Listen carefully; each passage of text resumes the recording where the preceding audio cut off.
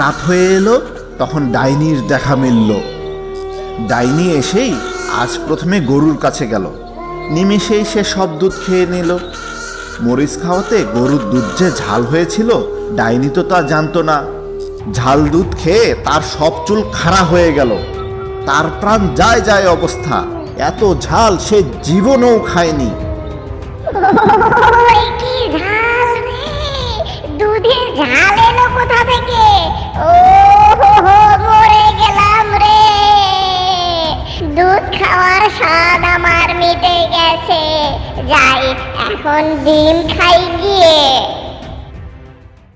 এরপর ডাইনি মুরগির ঘরের কাছে গেল এবং দরজা খুলল।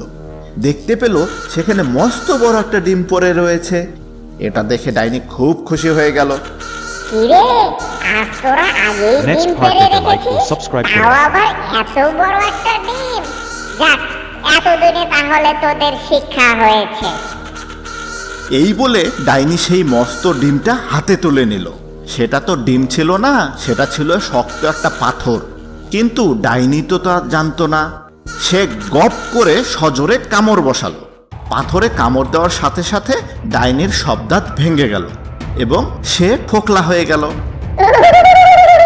বাবা রে, মরে গেলাম রে, মরে গেলাম। আমার সব দাঁত খুলে পড়ে গেল রে। এখন আমার কি হবে? আমি তো আর কিছুই চিবিয়ে খেতে পারবো না। এই ডিম দুধ চুরি করতে এসে আমার সব শেষ হয়ে গেল রে। এই গ্রামে আর